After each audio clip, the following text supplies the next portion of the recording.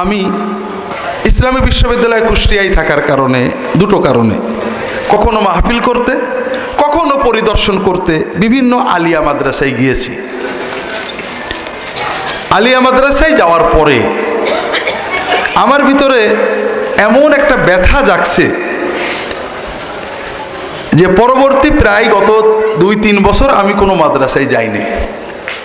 বলে যে ভাই সরি, আপনারা যান, আমাকে কোনো ডিউটি দেবেন না, না পরীক্ষা নিতে, না পরিদর্শন করতে, না নিয়োগ দিতে।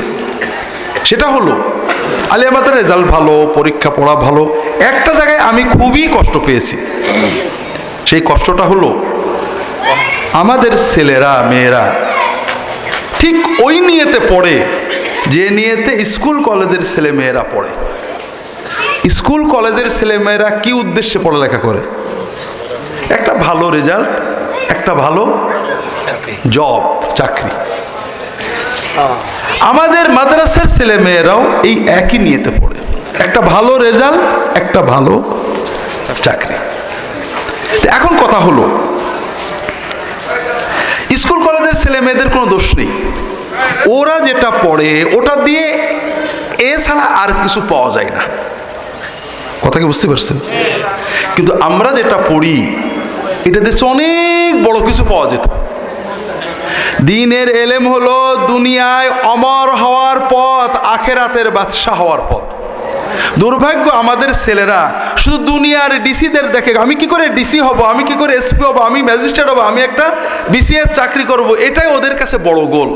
কিন্তু আমি কি করে একজন বড় আলেম হব, সাইদ ইবনুল মুসাইয়্যিব হব, শাহ ওলিউল্লাহ হব, মুর্শিদ আলফেসানি হব, আব্দুর রহিম হব, শামসুল হক ফরিদপুরি হব, মুফতি ফয়জুল্লাহ হব, এই চিন্তাটা তাদের ভিতরে আমি দেখতে পাই না। খুব কষ্ট লাগে। কারণ আমি বিশ্বাস করি, আপনারাও বিশ্বাস করতে বাধ্য, যে দুনিয়ার রেজেক কেউ না খেয়ে থাকে না। থাকে নাকি ভাই? যোগ্যতা আছে, না খেয়ে আছে, এমন কেউ আছে নাকি?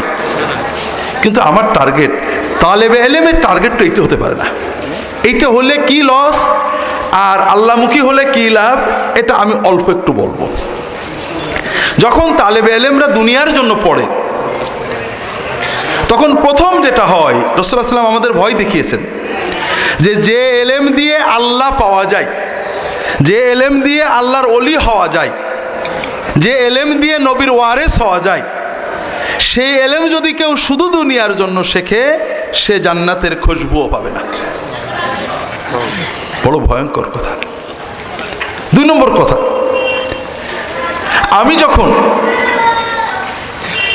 মাদ্রাসায় পড়ি, আমি নাহটা পড়ি, আমি কোরআনটা ভালো করে বুঝবো এই আশায়।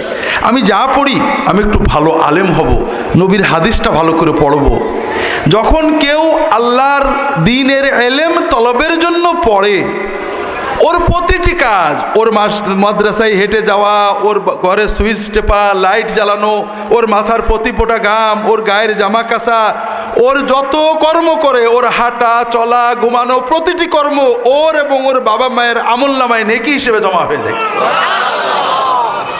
আর যখন এই তালেবে ইলমটা ডিগ্রির জন্য পড়ে, রেজাল্টের জন্য পড়ে, এটা বড় দুনিয়ার একটা কাজে পরিণত হয়, কোনো সোয়াব এতে পাই না। কথা বোঝেননি? বড় কষ্ট লাগে ভাইয়েরা।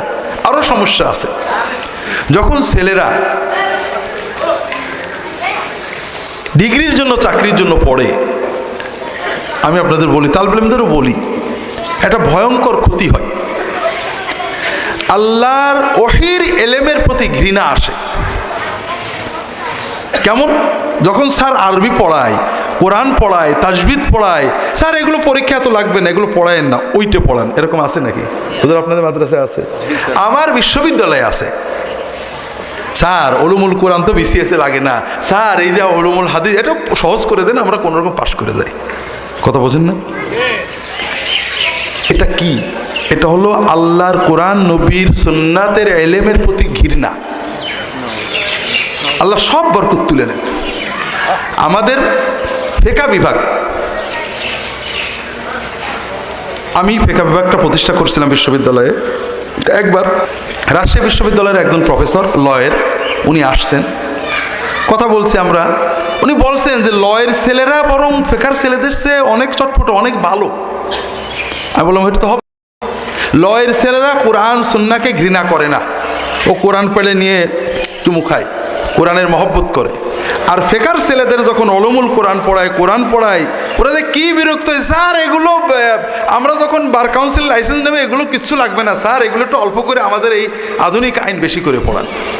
তাহলে ওর অন্তরের ভিতরে কোরআনের ঘৃণা আছে, সুন্নাতের এলেমের প্রতি ঘৃণা জন্ম হয়েছে। আর এজন্যই যে তালেবে এলেম আল্লাহর ওহির এলেমের ইজ্জত করে না, ওর দুনিয়ার কষ্ট অন্যদের চেয়ে বেশি হয়। তৃতীয়, যখন তালেবে এলেম চাকরির জন্য পড়ে, ও চালাক, সেইগুলোই পড়ে যেগুলো চাকরিতে লাগে। কথা বুঝছেন না? আমরা তো বিশ্ববিদ্যালয়ে পড়াই, আমি আবার ইংরেজিও পড়াই। বিশ্ববিদ্যালয়ে ছাত্র পাই, আপনাদের ছাত্রই তো পাই, দুই ধরনের, বোকা আর চালাক। চালাক কারা? চালাক কাকে বলে? চালাক হলো যে অনেক বড় কাজ সংক্ষেপে করে নিতে পারে। যেমন বাংলাদেশের মানুষ কয়েক বছর পর পর সারা দুনিয়ায় চ্যাম্পিয়ন হয়েছে কিসে? চালাকিতে। দুর্নীতি মানে কি? আমেরিকার লোকে 20 বছরে যতটুকু বড়লোক হয়, আমরা 3 বছরে বড়লোক হব, এটা চালাকি। আমেরিকানরা বোকা বলে এর নাম দিয়েছে দুর্নীতি। এটা অরিজিনালি কি? আমরা সব ব্যাপারে চালাক। আল্লাহর ওলি হওয়ার ক্ষেত্রেও চালাক, জান্নাতে যাওয়ার ক্ষেত্রেও চালাক, বড়লোক হওয়ার ক্ষেত্রেও চালাক, রাজনীতিবিদ হওয়ার ক্ষেত্রেও চালাক। কথা বোঝেননি? আল্লাহর ওলি হতে আমরা পরিশ্রম করব না, কোনো হুজুরের হাত ধরে ডাইরেক্ট ওলি হয়ে যাব। বড়লোক হব, হালাল ব্যবসা করব না, হারাম টারাম দিয়ে ঘুরিয়ে ফিরে বড়লোক হব। ঠিক আমাদের যারা চালাক ছাত্র, ওরা বাছাই করে পড়ে যেগুলো বেশি লাগবে, নোট করে। এই জন্য নাহু ভালো পড়ে না, আরবি সাহিত্য বেশি করে পড়ে না, কুদুরি ভালো করে পড়ে না, শুধু নোট করে। আছে না নেই? চালাক। কোরআন শরীফ ভালো করে পড়ে না। বিশ্বাস করেন, আমরা যে ছেলে পাই এর 12 আনা সহি কোরআন পড়তেই পারে না, আপনাদেরই ছেলে সব। কারণ এই কোরআন তো লাগবে না। আমাদের ঝিনাইদহ এক ডিসি আসলেন। ডিসি এমনি নামাজি মানুষ এবং কারি সাহেবদের কাছে থেকে কিছু কোরআন শিখেছেন, মোটামুটি সহি কোরআন পড়ার চেষ্টা করেন। আলেমদের খুব ইজ্জত করতেন। তো বলছেন আমার কাছে একদিন যে ভাই একটা নিয়োগ বোর্ডে গেলাম, প্রাইমারি না কোন এসে নিয়োগ বোর্ডে গেলাম। তো ওখানে নিয়োগে একটা টাইটেল পাস ছেলে আসছে, সার্টিফিকেটে টাইটেল পাস। তো উনি আবার ভিতরে আলেমদের খুব ইজ্জত করে। তিনি বলছেন যে আমি চিন্তা করলাম মাদ্রাসার ছেলে দেখে ওর চাকরিটা দিয়ে দেওয়া যায় কিনা, একটা সহজ প্রশ্ন করব। উনি বোর্ডে আছেন, আরও আছে। তে আমি বললাম যে তুমি একটা প্রশ্ন করে সূরা ইন্না আতাইনার মানে বলো। তো মানে বলতে পারলো না, কারণ ও তো জানে এটা কখনো লাগে না, ও তো চালাক। কথা বোঝেন? এখন ডিসি সাহেব কিছু বিব্রত হয়েছে, ওই ছেলেটাকে চাকরি দেবেন বলে উনি একটা সহজ প্রশ্ন করেছেন, পারেনি। আর পাশে তো আরও লোক আছে, তারাও তো এরকম সরকারি বড় অফিসার। তখন বলে ঠিক আছে তুমি ওটা তিলাওয়াত করো, সূরা কাউসারটা তিলাওয়াত করো। তো তিলাওয়াত করেছে। তা ডিসি সাহেব বলছে আমাকে যে ভাই কি বলবো, ওর তেলাওয়াত আমার মতো কানা, আমি ওর তেলাওয়াত শুনে মনে করলাম যে জুতো মারি। এত ছোট্ট এই 3 আয়াতের সূরাটা এত ভুল পড়েছে সে। কারণ ও তো চালাক, ও জানে বিসিএসে ইন্না আতাইনা লাগে না। কথা বুঝেন?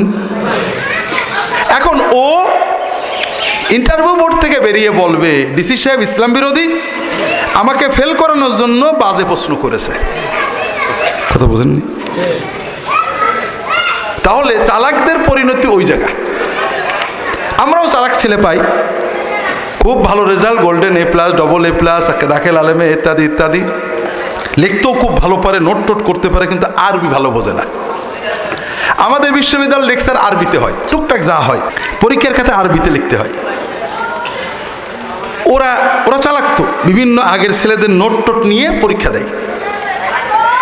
আমরা আবার কোনো স্যার খারাপ, ওই প্রশ্নও চালাকি করে, এমন প্রশ্ন করে আগের ছেলেদের প্রশ্ন যেটা নেই, তখন ওরা রেজাল্ট খারাপ করে ফেলে অনেক সময়।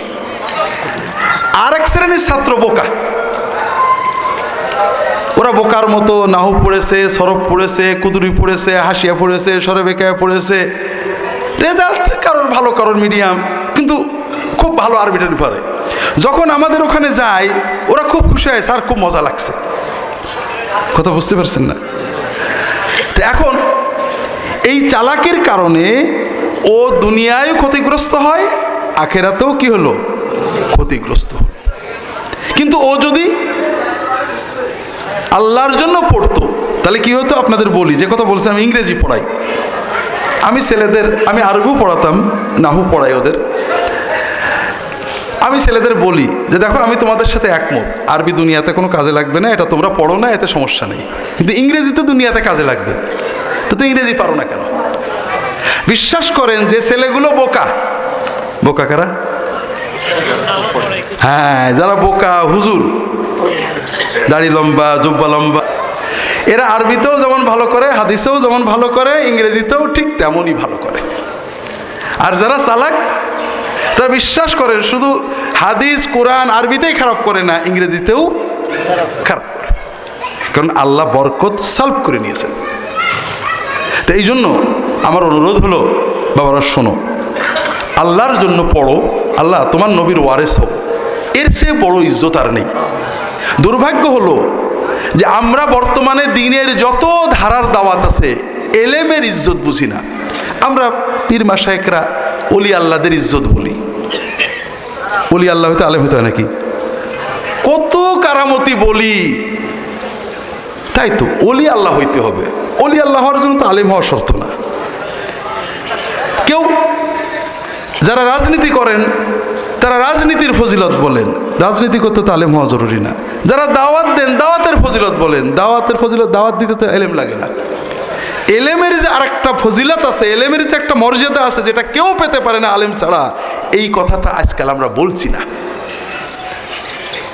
যে কারণে আল্লাহর ওলি হওয়ার জন্য দুনিয়ার মানুষ নবীর উম্মত হবে, কিন্তু নবীর ওয়ারেস কিন্তু কেউ হতে পারবে না। শুধু কারা হবে? যাদের ভিতরে এলেম আছে, ওহির এলেম, কোরআনের এলেম, সুন্নাতের এলেম আছে।